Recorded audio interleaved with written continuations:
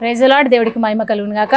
ప్రియులారా, మరి శిలువ మీద మరి యేసు ప్రభుల వారు మాట్లాడిన మరొక మాట, మరి 7 మాటల్లో భాగంగా 2వ మాట మనము ధ్యానిద్దాము. లూకా సువార్త 23వ అధ్యాయము 43వ వచనం మనము ధ్యానిద్దాము. అందుకు ఆయన వాడితో, నేడు నీవు నాతో కూడా పరదైసులో ఉందువని నిశ్చయముగా నీతో చెప్పుచున్నాను అనను. Praise the lord. మరి వాక్యం లోతులోకి మనం వెళ్ళినట్లయితే, నేడు నీవు నాతో కూడా పరదేశంలో ఉందువని నిశ్చయంగా నీతో చెప్పుచున్నాను. ఈ మాటలు పలుకుతున్న వారు మరి యేసు ప్రభుల వారు. ఎవరితో పలుకుతున్నారు అనగా, మరి యేసు ప్రభుని సిలువ వేసిన ఆ సమయంలో మరి కుడివైపున ఒకరిని, ఎడమ వైపున ఒకరిని, మరి దొంగలని మరి యేసు ప్రభుతో పాటు సిలువ వేయడం జరిగింది. మొదటి దొంగగా కుడివైపున, రెండవ దొంగగా మరి ఎడమ వైపున సిలువ వేయడం జరిగింది. అక్కడ మరి నిజముగా ప్రియదేవుని బిడ్డ, దేవుడు ఎన్నో అవకాశాలు ఇస్తాడు మనకి.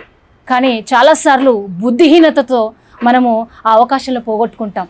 మరి ఘనత నొంది ఉండి కూడా బుద్ధిహీనత కలిగిన వారు నశించే జంతువులను పోలి ఉన్నారని వాక్యం సెలవిస్తూ ఉంది. హల్లెలూయా. మరి ఇక్కడ మరి ఆ సిలువలో ఇక ప్రాణం పోతుంది అనుకున్న సమయంలో మొదటి దొంగగా ఉన్న వ్యక్తి యేసు ప్రభుతో, సిలువలో వేలాడుతున్న యేసు ప్రభుతో మాట్లాడుతున్నాడు. మొదటిగా నిన్ను నువ్వు రక్షించుకో, ఆ తర్వాత మమ్మల్ని రక్షించని గర్వపు మాటలతో, అహంకారంతో ప్రభుతో మాట్లాడుతున్నాడు.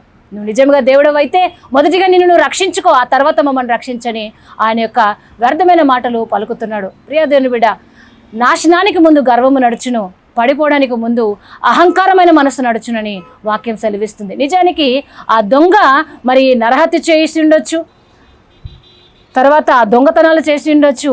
అతడు పాపం చేశాడు. ఆ వ్యక్తి పాపం చేసిన వ్యక్తిగా ఉన్నాడు. అతడు ఏం చేస్తాడో అతడి హృదయానికి తెలుసు, దేవుడికి తెలుసు. మరి చిట్ట చివరన ప్రాణం పోయే సమయంలో కూడా దేవాది దేవుడు ఒక అవకాశం ఇస్తున్నాడు ఆ దొంగలకి. కానీ ఆ అవకాశాన్ని చేజార్చుకుంటూ గర్వపు మాటలు మాట్లాడుతూ దేవుని యొక్క అనుగ్రహం పొందని దౌర్భాగ్యమైన స్థితికి తాను అప్పగించుకుంటూ గర్వపు మాటలు మాట్లాడుతున్నాడు. ఈరోజు ఎంతమంది రూఢగా మాట్లాడుతూ, వ్యర్థమైన మాటలు మాట్లాడుతూ తమ ఆశీర్వాదాన్ని కోల్పోవట్లేదు. అందుకే తన నోటిని కాచుకునేవాడు తన ప్రాణాన్ని దక్కించుకునే వాక్యం సెలవిస్తుంది.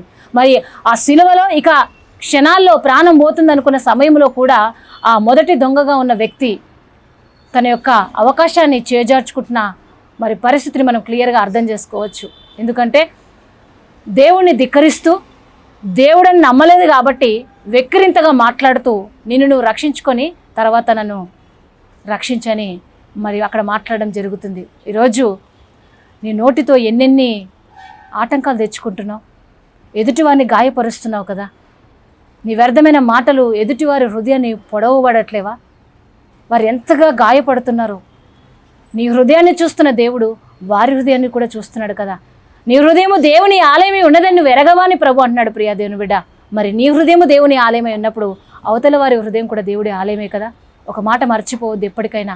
ఏంటంటే, ఎవడైతే నా హృదయాన్ని అనగా దేవుని ఆలయాన్ని ఎవరైతే పాడు చేస్తారో నేను వారిని పాడు చేస్తానంటున్నాడు.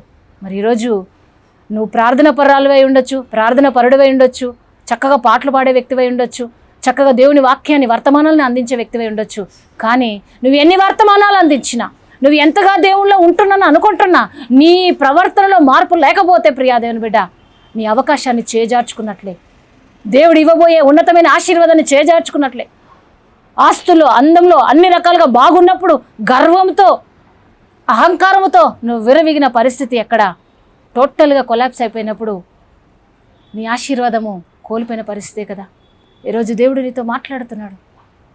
ప్రియా దేవుని బిడ్డ, ఒకవేళ ఈ సమయము ఇప్పుడు ఈ వాక్యం వింటున్న ప్రియా దేవుని బిడ్డ, నీ ఆశీర్వాదాలు ఎందుకు ఆగిపోయాయి? నీ చుట్టూ ఏ ద్వారాలైతే మూసుకుపోయాయని బాధపడుతున్నావో, ఏడుస్తున్నావో, మొట్టమొదటిగా నీ నోటిని బాగు చేసుకో. నీ నోటి మాట ద్వారా ఎంతమంది దేవుడి దగ్గర కన్నీరు విడిచి ప్రార్థిస్తున్నారు. నీ ప్రార్థన వింటున్న దేవుడు అవతల వారి ప్రార్థన కూడా వింటాడు కదా. దయచేసి సమయం ఉండగానే ఇల్లు చక్కబెట్టుకోవాలంటున్నాడు. దీపం అనే ఆత్మ నీలో ఉండగానే ప్రియా దేవుని బిడ్డ, నీ ప్రవర్తనను మార్చుకో, నీ క్రియల్ని మార్చుకో. ఇంకా ఎంత అవకాశాలు నీకు దేవుడు ఇవ్వాలి?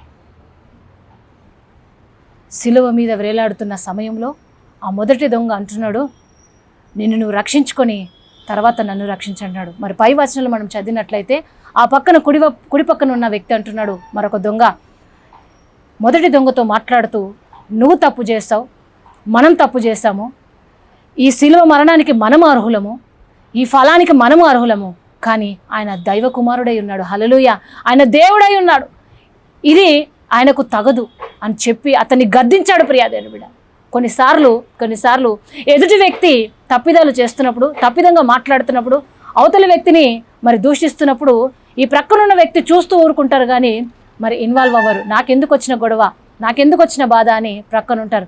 కానీ ప్రియాదేవుని బిడ్డ, ఏ వ్యక్తి అయితే నెమ్మది కలిగి ఉండకుండా అవతల వ్యక్తి బాధపడుతున్నాడు అనుకున్నప్పుడు వెంటనే రెస్పాండ్ అయ్యి మాట్లాడతారో అది దేవుడికి ఇష్టం, హల్లెలూయా.